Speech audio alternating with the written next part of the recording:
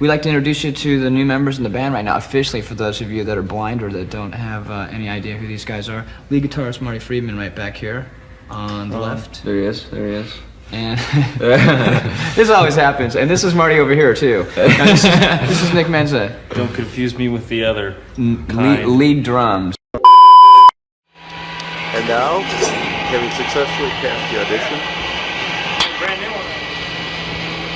we are ready to institute the new Megadeth lineup.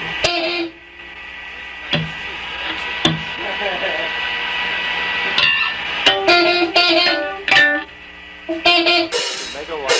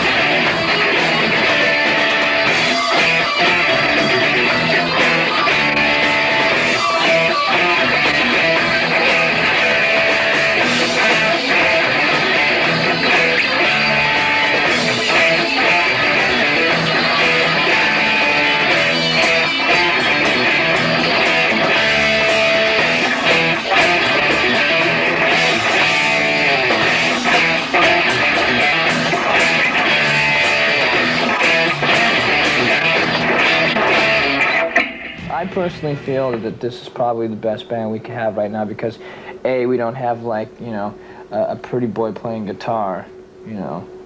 I mean, not that Marty's ugly, but, you know, it's like, you know, he's not into dippity doing his hair with mousse and shit like that, and B, you know, we have a real drummer that is a drummer first. He's not there for, like, you know, the sex and drugs that come along with rock and roll. Not that we're rock and roll, but you know what I mean.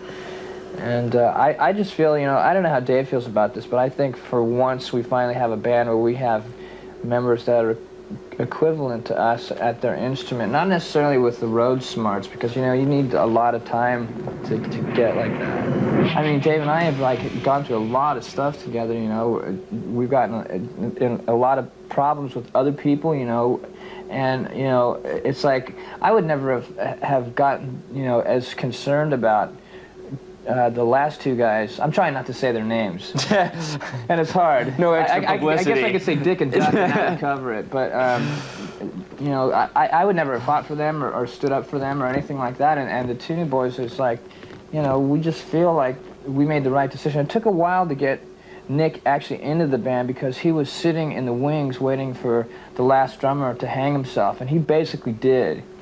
You know, I mean, we needed to get like a serious hoist because the guy was kind of like to get him up in the air. But you know, anyways, getting a guitar player was the hardest thing for us. Now it's like everybody can hold their own. You know, it's not so much about Dave and myself having to like keep the control over the band. Nick can hold his own, Marty can hold his own, and so it's four individuals that can make a band now instead of any type of like leadership like it used to be before.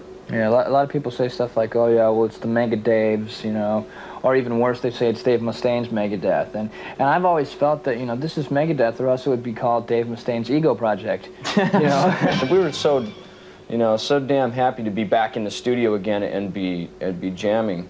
You know, it was good to be back in and doing that again, because it was like there was a lot of anticipation, there was a lot of, well, I hope we can pull this off. I hope we get it together. You really deep down inside knowing that we were going to, but it was just a lot of anticipation on getting it happening. There was moments for me where I was like pretty overwhelmed. Not so much as how great things were, but what kind of pressure it was. Because before, I'd figured, don't you know who I am? Hey, it doesn't matter if I play it right. I'm still me, okay? You're lucky I'm playing on this record, and I'm talking to myself. I'm going like, God, you're an idiot. And now it's like I went in there and Mike Klink had produced the record, and I went in there with the attitude that I would take direction, and not me be the one that has the final say, which was hard for me. But I think my playing's improved. Basically being tracked, it's definitely better.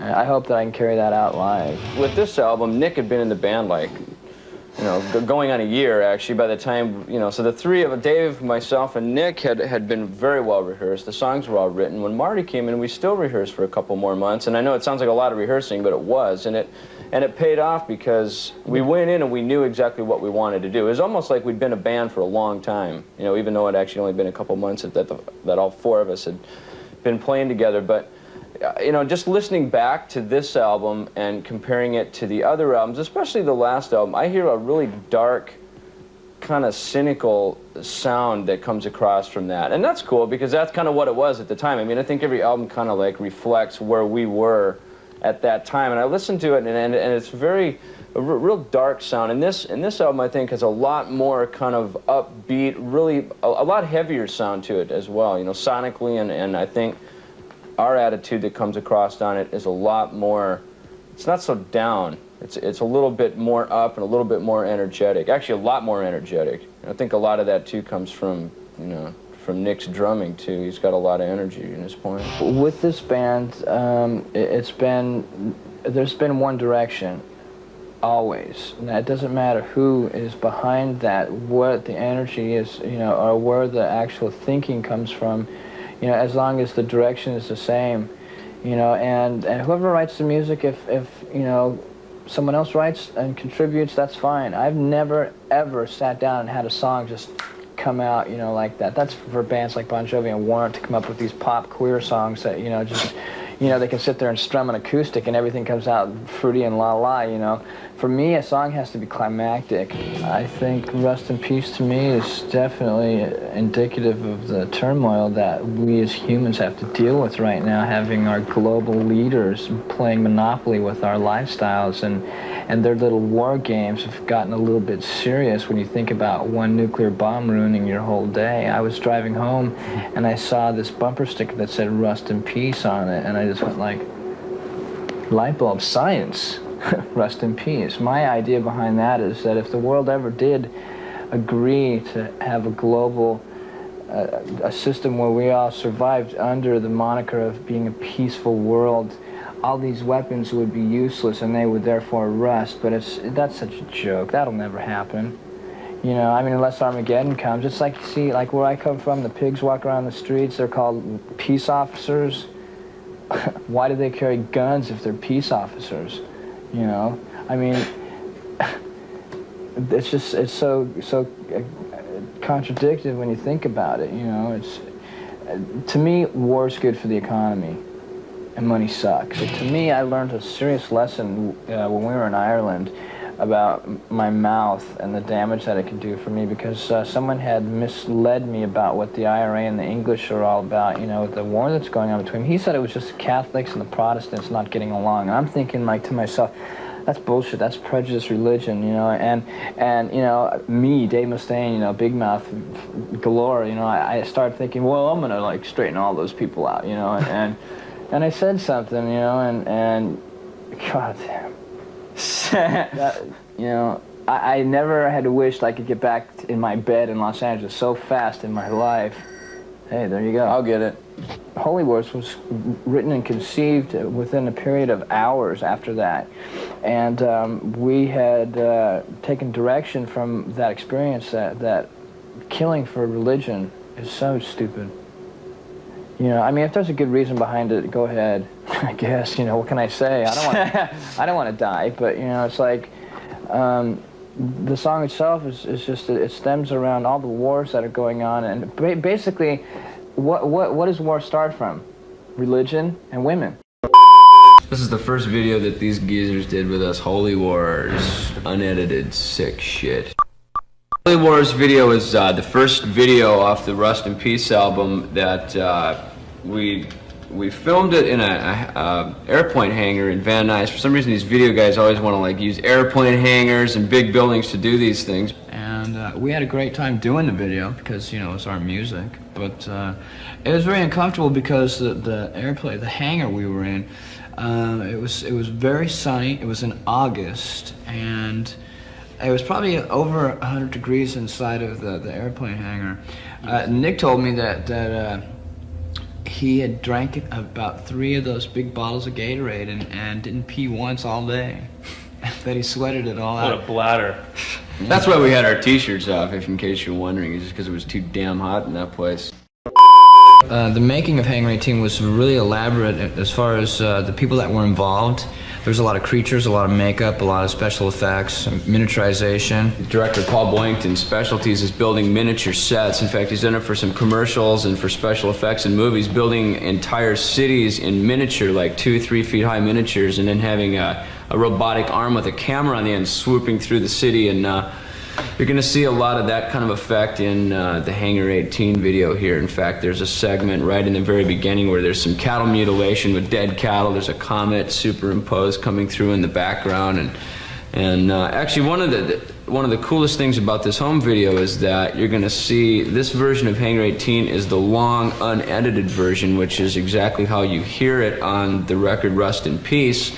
And we shot for 2 days to actually get the band shots at a power plant, which supplies about 1/3 of the power to all of Los Angeles, down by the beach. Anyway, Richard Schnell, who actually created the characters and did all the makeup for the aliens, had us painted white, and then put other, like, kind of like a water-based white makeup all over us, and then we had to wear these contact lenses. I personally have never worn contact lenses before, and I hate the things. Anyway, we were put in the 4 cryogenic chambers at the end, and the cryogenic chambers that we were in were put onto a cart, which was towed by a couple of people down this track. It's at the very end of the video. You'll see it. Eyes were killing us. Freezing cold. The fun of making videos. I think in this video, the creatures that were used, they were quite numerous. There was all kinds of variations from just normal makeup to, I guess it's called prosthetic makeup, where they put plastic on you, and they had all different kinds of helmets and stuff and masks that they were wearing. The idea for Hangar 18 came about, we wrote that song in February of last year, and Honestly, it was an idea that Nick came up with. We were slamming sushi and we were talking about it, and I came in the studio with a riff that I had, and that was probably the last song that we created. The idea is based on a place in the Four Corners state region of the United States, which were Colorado, Arizona, Nevada, and Utah all hooked together. And it's a place where the military intelligence is housing alien aircraft and alien life forms. And not that I subscribe to this point of view or any of that kind of BS, but Nick, like, you know, he's way into it. I mean, the guy thinks Jesus was a Martian, but, you know, I guess those of you that know Nick probably know that the possibility, the way that he explains it, it could be real. You know, so we tried to bring it to you guys in a song form, and it's up to your imagination to see whether or not you believe it.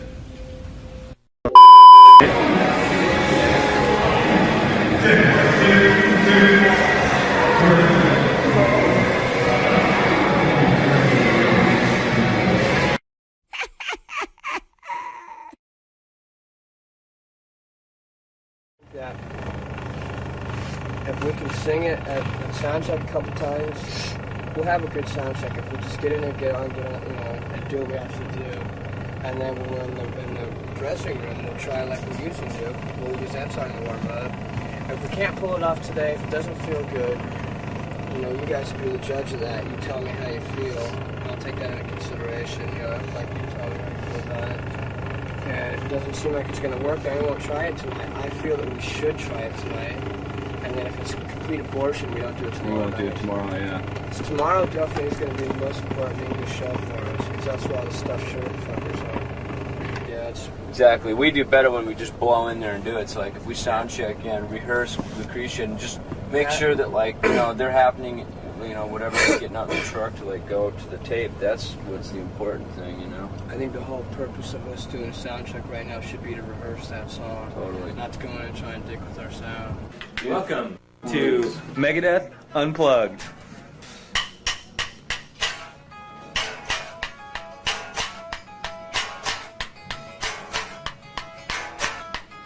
Just notice Junior's shirt, the front two teeth are tapped.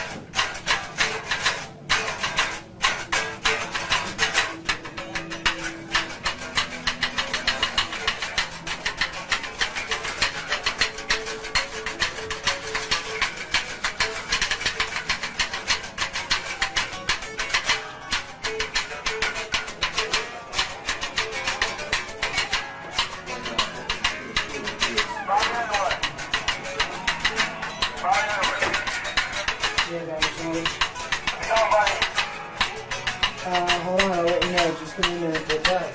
We're ready. No, it's not ready yet. This is the going. They're not there yet. I was just up there. Give me 5 minutes. Ask them, tell them we're ready. We're ready when you are.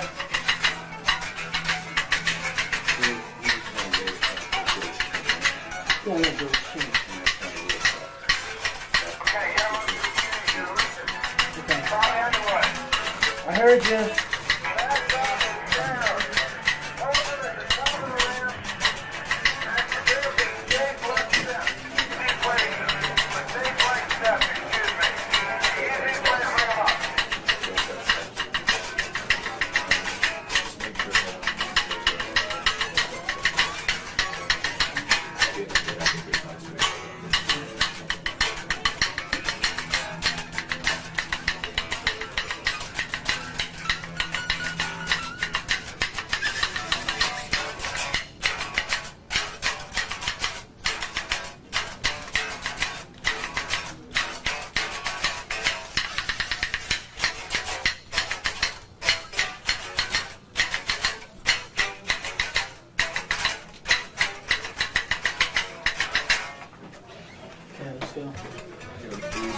And that's the way it is.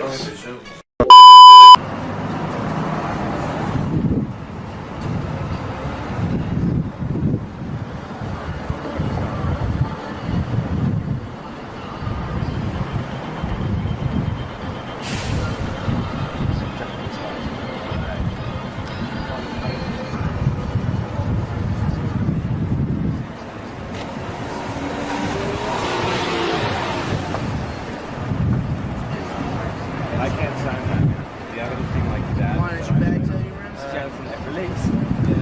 I'm sorry. This is just going I think I played on. Sorry about that. Cheers, thanks.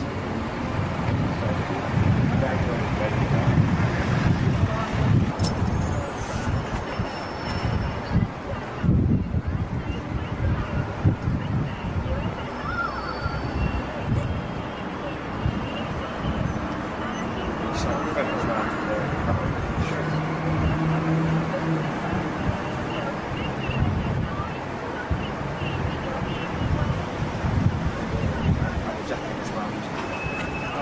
Anyway, that's an awful lot. I don't know if I can do that.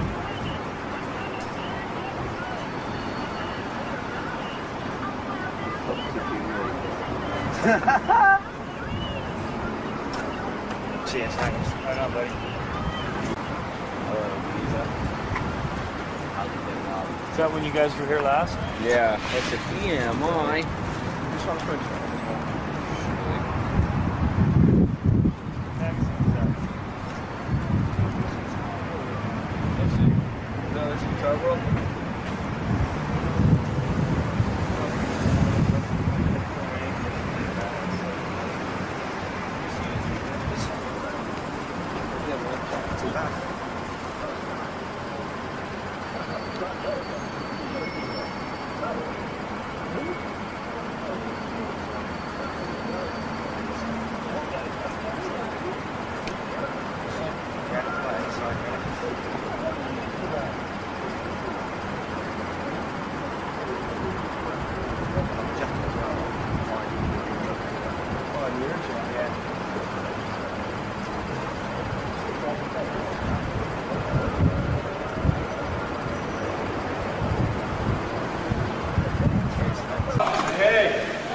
My house is where I live.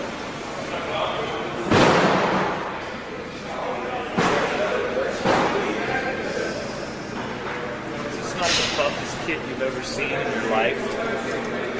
Look at that thing, dude. It's a machine. Stand in front of it, kiss it. It's a machine.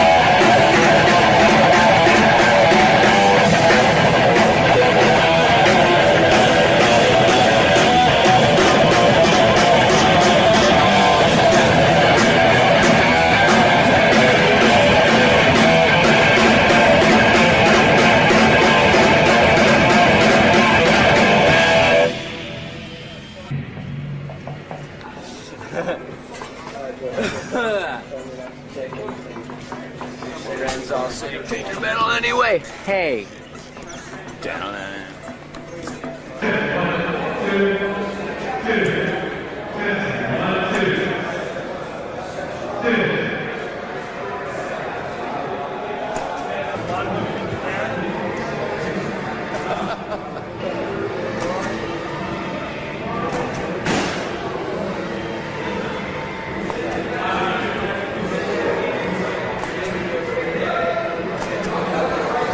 The class portrait of all the Zilmos. There we are, left to right. Clash of the shitbags. Many, many shitbags all in a row.